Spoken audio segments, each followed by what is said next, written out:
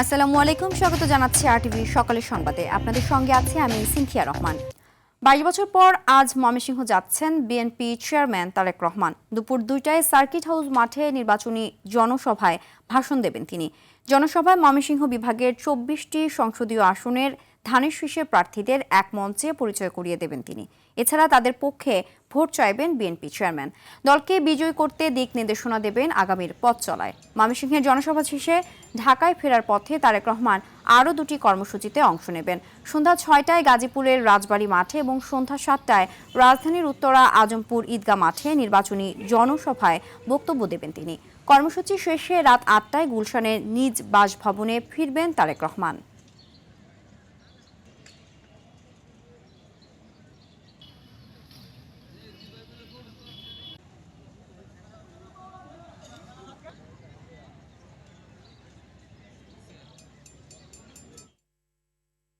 এই বিষয়ে আরো জানাতে ময়মনসিংহ থেকে সরাসরি যুক্ত হচ্ছেন সহকর্মী মোজাম্মেল খোকন। মোজাম্মেল, ময়মনসিংহে তারেক রহমানের আগমনকে কেন্দ্র করে প্রস্তুতি কেমন দেখছেন? এছাড়া জানাবেন নিরাপত্তা ব্যবস্থা কেমন আছে ওখানের? সিনথিয়া, বেলা 2টায় এই আমার পেছনে যে মঞ্চটি রয়েছে সেই মঞ্চে কিন্তু তারেক রহমান এখানে বক্তব্য দেবেন। বিশেষ করে এই বিভাগে যে 4টি জেলা রয়েছে এই জেলার তার নেতাকর্মী এবং তার জনগণের উদ্দেশ্যে এই মঞ্চটি আমরা দেখেছি যে গতকাল রাতেই কিন্তু সম্পন্ন হয়েছে, অর্থাৎ রাত থেকে কিন্তু এই মঞ্চে সম্পন্ন হওয়ার পরেও আমরা দেখেছি যে 4টি জেলার সাধারণ মানুষজন কিন্তু নেতাকর্মী কিন্তু এই মঞ্চের আশপাশে ঘিরে তারা অবস্থান করছে, অর্থাৎ দীর্ঘ 22 বছর পর তাদের প্রিয় নেতা তারেক রহমানকে দেখবেন এমনটি তারা আশা করে তারা এসেছেন। আমরা দেখেছি যে এই মঞ্চের আশেপাশে যে নিরাপত্তার বলয় সেই নিরাপত্তার বলয়টি কিন্তু কঠোরভাবে নেওয়া হয়েছে, অর্থাৎ এই মঞ্চের আশেপাশে কিন্তু আপনার বিভিন্ন আইন শৃঙ্খলা রক্ষাকারী বাহিনী নিয়োজিত রয়েছে এবং তারা কিন্তু যেমনটি বলছেন যে কোনো ধরনের নাশকতা যেন এখানে না হয় সেই বিষয়টি তারা নিশ্চিত করেছেন। এছাড়া কিন্তু আপনাকে যে বিষয়টি বলতে চাই যে এই মঞ্চের আশপাশে মানুষ কিন্তু সকাল থেকেই আসা শুরু করেছে, অর্থাৎ এখন পর্যন্ত কিন্তু লোকজন আসছে। তো এই মঞ্চের আশপাশে এই মঞ্চটি কিন্তু 64 ফিট লম্বা এবং 40 ফিট প্রশস্ত। এই মঞ্চটিতেই তারেক রহমান এখানে বক্তব্য দিবেন এবং এই যে বিভাগের 4টি জেলা, এই জেলার যে ধানের শীষের যারা প্রার্থী রয়েছেন তাদেরকে এই মঞ্চ থেকে পরিচয় করিয়ে দেওয়ার কথা রয়েছে এবং তিনি এই নির্বাচনকে কেন্দ্র করে ত্রয়োদশ জাতীয় সংসদ নির্বাচনকে কেন্দ্র করে যারা এই প্রার্থী রয়েছেন এবং যারা নেতাকর্মী রয়েছেন তাদেরকে দিক নির্দেশনামূলক বক্তব্য এই মঞ্চ থেকেই দেওয়া হবে। তো আপনাকে একটি বিষয় জানিয়ে রাখি যে বিএনপি চেয়ারপারসন তারেক রহমান 2003 সালে লং মার্চে কিন্তু প্রথম ময়মনসিংহে এসেছিলেন। এটা হচ্ছে তার দ্বিতীয়বার এই ময়মনসিংহে আসা, অর্থাৎ এই দ্বিতীয়বারে আসা কিন্তু দীর্ঘ 22 বছর অতিবাহিত হয়ে গেছে। নেতাকর্মীরা যেমনটি বলছেন যে তারেক রহমানের এই আসার পরে কিন্তু তারা উচ্ছ্বসিত, অর্থাৎ ময়মনসিংহের এই যে বিভিন্ন অলিগলি এবং বিভিন্ন জায়গায় ব্যানার ফেস্টুনি কিন্তু ছুঁয়ে গেছে, অর্থাৎ এই ময়মনসিংহ তারেক রহমান আসাকে কেন্দ্র করে একটা উৎসবের নগরী হয়ে গেছে এবং নিরাপত্তার বেষ্টনী কিন্তু ব্যাপক হারে নেওয়া হয়েছে। এই ছিল আমার কাছে ময়মনসিংহ থেকে সর্বশেষ। ধন্যবাদ। এদিকে 19 বছর পর নিজের পৈতৃক ভিটা বগুড়ায় যাচ্ছেন বিএনপি চেয়ারম্যান তারেক রহমান। আগামী বৃহস্পতিবার তার এই সফর ঘিরে দলীয় নেতাকর্মীদের পাশাপাশি উচ্ছ্বসিত সাধারণ ভোটাররাও। দলের শীর্ষ নেতাকে বরণেও প্রস্তুত স্থানীয় নেতাকর্মীরা। বগুড়া থেকে ইমরান হোসেন লিখনের পাঠানো তথ্যচিত্রে আরও জানাচ্ছেন সুলাইমান কবির।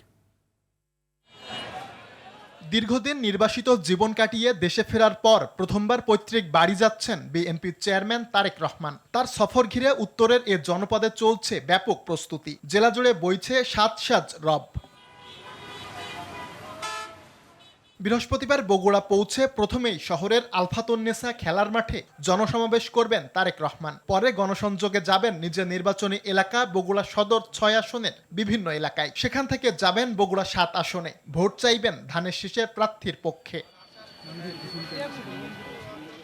দীর্ঘদিন পর নেতাকে কাছে পাওয়ার খবরে উচ্ছ্বসিত দলীয় কর্মী সমর্থক থেকে এলাকাবাসী। সমাবেশস্থলে চলছে শেষ মুহূর্তের প্রস্তুতি। আদরের ধন জনাব তারেক রহমান উনি আসবেন, এটা বগুড়ার মানুষ ভীষণভাবে অপেক্ষা করছে। আমরা নিজেদেরকে অসম্ভব সৌভাগ্যবান মনে করি যে তারেক রহমান আমাদের আসনের প্রার্থী।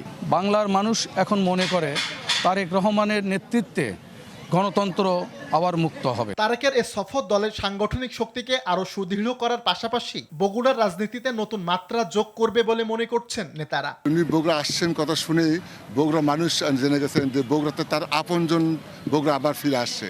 বগুড়া মানুষের একমাত্র আপনজন হলো বিজয় পরিবার। দীর্ঘ 18 বছর পর বগুড়ায় আসছেন, তো কাজী বগুড়ার নেতা কর্মীদের আবেগ, অনুভূতি, উচ্ছ্বাস আলাদা। 1988 সালে বগুড়ার গাবতলী উপজেলা সদস্য হিসেবে রাজনীতিতে হাতেখড়ি বিএনপির বর্তমান চেয়ারম্যান তারেক রহমানের। সুলাইমান কবির, RTV। ত্রয়োদশ জাতীয় সংসদ নির্বাচনকে ঘিরে রাজধানীর বিভিন্ন আসনে চলছে প্রার্থীদের প্রচারণা। এই মুহূর্তে ঢাকার 7 আসনের আজিমপুর এলাকায় রয়েছে সহকর্মী সাকিবুর রহমান, সরাসরি যুক্ত হচ্ছে সেখানে। সাকিব, প্রার্থীদের প্রচারণা কেমন দেখছেন, সেই সাথে আচরণবিধির কোনো অভিযোগ আছে কিনা জানাবেন।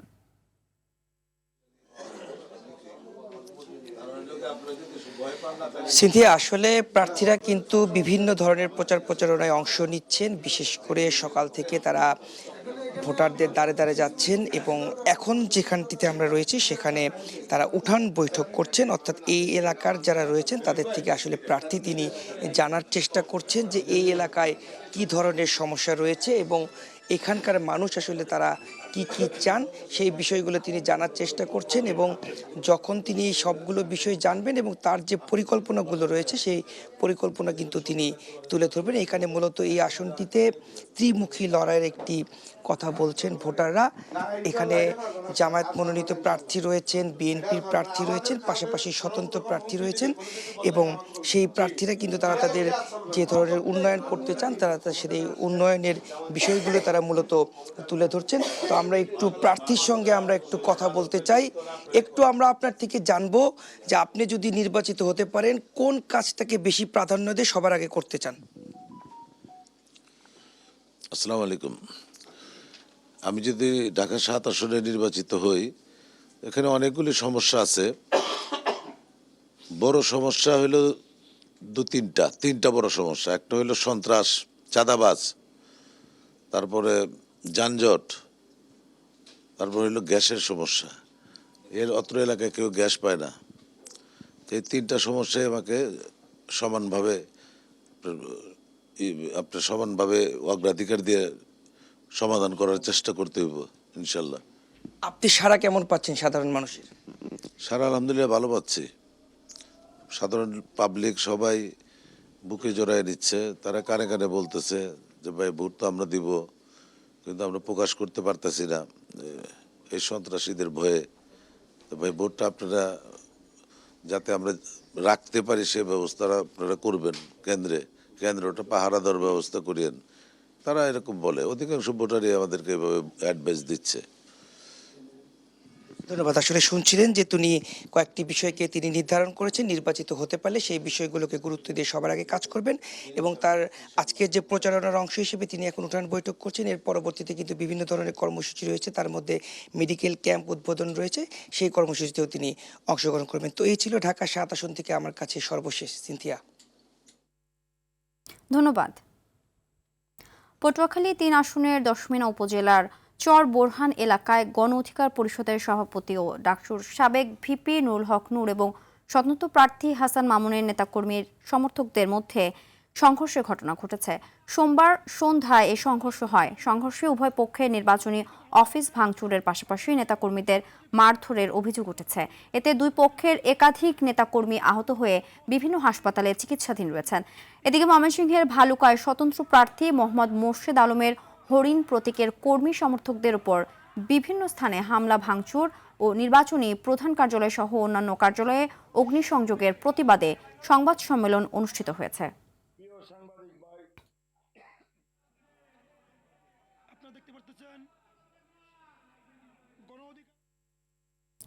বাংলাদেশের গণতান্ত্রিক ইতিহাসে যুক্ত হলো এক নতুন অধ্যায়। প্রথমবারের মতো দেশের প্রবাসী ও কারাগারে থাকা কয়েদিরাও পাচ্ছেন নির্বাচনে পোস্টাল ব্যালটের মাধ্যমে ভোট দেওয়ার সুযোগ। অপরাধের অভিযোগে আটক থাকলেও নাগরিক অধিকার থেকে যেন কেউ বঞ্চিত না হন সেই লক্ষ্যে নেওয়া হয়েছে এই উদ্যোগ। চট্টগ্রাম থেকে সাইফুল মাহমুদের তথ্যচিত্রে আরও জানাচ্ছেন লিওন আজাদ। দেশের ইতিহাসে প্রথমবারের মতো কারাগারে থাকা বন্দীদের ভোটাধিকার প্রয়োগের ব্যবস্থা করেছে সরকার।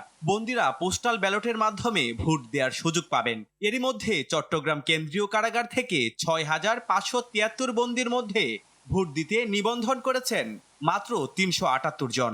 সবাই আশা করে যে উনি আগামীকাল যাবেন, চলে যাবেন, এই কারণে ওনারা আর অনেকে রেস্ট করেন নাই। আর কিছু কিছু আছে যে বিভিন্ন কারণে ওনাদের মন খারাপ, সব মিলে হাজুরি করে যে পুরুষ মহিলা মিলাই আমরা ৩৭৮ জনকে রেস্ট সফলভাবে করছি। যারা রাজনৈতিক সচেতন তারা খুব খুশি যেন আমরা আমাদের কারাগার থাকলেও আমরা ভোট দেওয়ার মতো সুযোগটা পাচ্ছি। বন্দীদের নিজ নিজ আসনে কোন কোন প্রার্থী ও প্রতীকে নির্বাচন করছেন সে তথ্য বুকলেট আকারে সরবরাহ করা হবে। এতে তারা প্রার্থী ও প্রতীক সম্পর্কে বিস্তারিত জানতে পারবেন। নিবন্ধিত বন্দীদের ভোট দেওয়ার জন্য কারাগার কর্তৃপক্ষ সর্বোচ্চ সহযোগিতা নিশ্চিত করতে কাজ করছে বলে জানান জেলা প্রশাসক। যখন পোস্টাল ব্যালটগুলো পোস্ট অফিসে আসবে আমরা তাদেরকে টাইমটা জানিয়ে দিব যে এই তারিখের এই সময়ে পোস্টাল ব্যালটগুলো স্ক্যানিং করা হবে এবং যেটি ট্রেজারিতে সংরক্ষণ করা হবে। যখনই পোস্টাল ব্যালটগুলো ওই ব্যালট বক্সে ঢুকবে যখনই স্ক্যানিং করে ঢুকবে তখনই আমরা তাদের উপস্থিতিতে এই কাজগুলো আমরা সম্পাদন করব। এটি দেশের নির্বাচনী ইতিহাসে একটি বড় ধরনের ইতিবাচক পরিবর্তন। কারাগারের ভেতর থেকেও ভোটাধিকার, গণতন্ত্রের নতুন অধ্যায়ে বাংলাদেশ। Leone Azad, RTV। 2 মাসের বেশি সময় পেরিয়ে গেলেও মোহাম্মদপুরের ঢাকা উদ্যানে আলোচিত সেই হত্যাকাণ্ডের রহস্য এখনো অন্ধকারেই। বাবাকে বাঁচাতে গিয়ে দুর্বৃত্তদের ধারালো অস্ত্রের কোপে প্রাণ হারান সৌদি ফেরত যুবক বিল্লাল হোসেন বাবু। ঘটনার এতদিন পরও এজাহারভুক্ত অধিকাংশ আসামি ধরাছোঁয়ার বাইরে। ভুক্তভোগী পরিবারের অভিযোগ, মামলায় নাম থাকা 6 আসামির মধ্যে মাত্র 2 জন কারাগারে গেলেও বাকি 4 জন এখনও প্রকাশ্যে ঘুরে বেড়াচ্ছে। দীপ্তচন্দ্র পালের রিপোর্ট। গত 24শে নভেম্বর, সময় তখন প্রায় রাত 8টা। মোহাম্মদপুরের ঢাকা উদ্যানে দেশীয় অস্ত্র নিয়ে আবুল কাশেমের উপর হামলা চালায় একদল দুর্বৃত্ত। বাবার উপর আক্রমণ দেখে তাকে রক্ষা করতে এগিয়ে আসেন ছেলে বিল্লাল হোসেন বাবু, কিন্তু সেখানেই দুর্বৃত্তদের ধারালো অস্ত্রের কোপে প্রাণ হারান তিনি।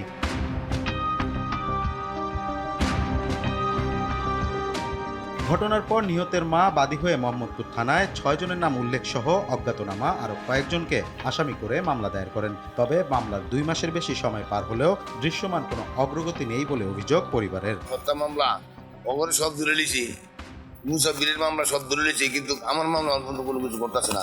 পুলিশের ভূমিকা হেরা কইতাছে আমরা করতেছি, এটা করতেছি, কিন্তু হেরা কোনো আসামি ধরে না, কোনো কিচ্ছু না। কোনো ব্যাপারে ফোন দিলে হেরা বিরক্ত হয়ে যায়, হেরা কোনো কাজই করে না।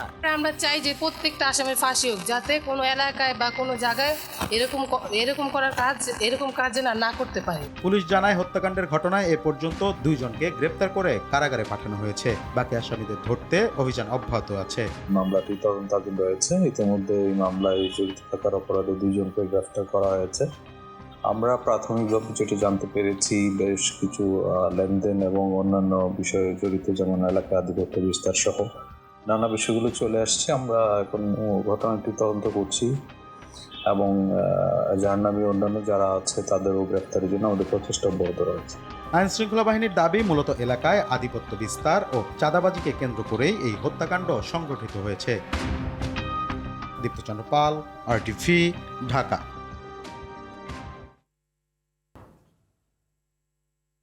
কিশোরগঞ্জের ভৈরব বাজার জংশনে ঢাকা থেকে চট্টগ্রামগামী ঢাকা মেল ট্রেনের একটি বগি লাইনচ্যুত হয়েছে। এতে ঢাকা সিলেট চট্টগ্রাম রুটে ট্রেন চলাচল বন্ধ রয়েছে। সোমবার রাত 3টার দিকে ভৈরব বাজার জংশন অতিক্রম করার প্রায় 150 মিটার পর এই দুর্ঘটনা ঘটে। এর আগে ট্রেনটি রাতেই ঢাকা রেল স্টেশন থেকে ছেড়ে আসে। এতে ইঞ্জিনের পর চতুর্থ কোচের একটি বগি হঠাৎ লাইনচ্যুত হয়ে পড়ে। ভৈরব বাজার জংশনের আপ ও ডাউন 2 লাইনই অচল হয়ে যায়। ফলে রাত 3টা থেকে ঢাকা সিলেট চট্টগ্রাম রুটে সব ধরনের ট্রেন চলাচল বন্ধ হয়ে যায়। চরম ভোগান্তিতে পড়েন যাত্রীরা। এদিকে লাইন থেকে বগি সরাতে কাজ করছে রিলিফ ট্রেন।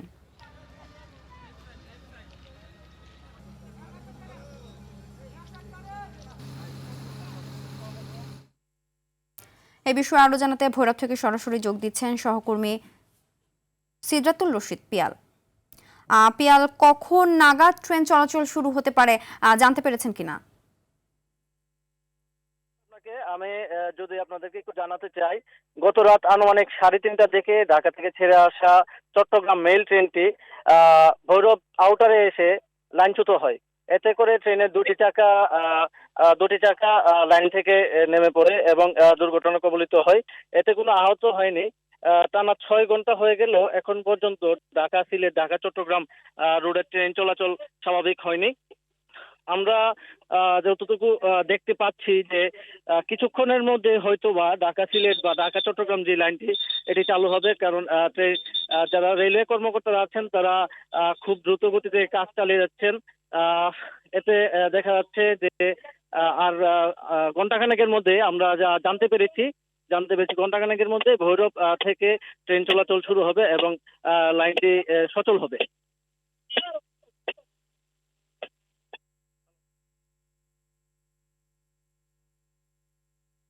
ধন্যবাদ। 1.5 থেকে 2 মাস পরও শতাধিক বাংলাদেশি ও রোহিঙ্গা জেলেকে ফেরত দেয়নি মিয়ানমারের সশস্ত্র গোষ্ঠী আরাকান আর্মি। সাগরে মাছ ধরার সময় এসব জেলেদের ধরিয়ে নিয়ে যায় আরাকান আর্মি। সেই সাথে সীমান্তে মাদক ও অস্ত্র চোরাচালান, মাইন বিস্ফোরণ, গোলাগুলি ও জেলেদের অপহরণের ঘটনায় উদ্বিগ্ন স্থানীয়রা। টেকনাফ থেকে পাঠানো তথ্যচিত্রে আরও জানাচ্ছেন সাকিব আল হাসান।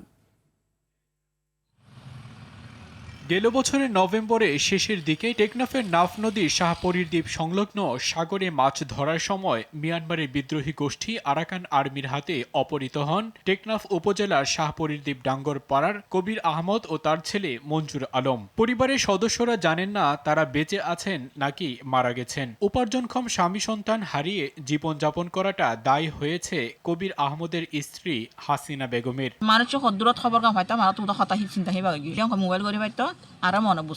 শুধু কবির ও মঞ্জুর আলমই নন, গেল 2 মাসে সাগরে মাছ ধরার সময় বিভিন্ন সময় 14টি ট্রলার সহ 101 বাংলাদেশি ও রোহিঙ্গা জেলেকে অপহরণ করে এই সশস্ত্র গোষ্ঠী। অনেক পরিবারের কাছ থেকে বিভিন্ন মারফতে দাবি করা হয়েছে মুক্তিপণ। স্থানীয় প্রশাসন ও রাজনৈতিক নেতাদের জানিয়েও কোনো সুফল মিলেনি ভুক্তভোগী পরিবারের। এখন খাইলে না পারি আরে খাতা মাঝে ওই যে ওইটা দাঁতে এসে বললাম আরে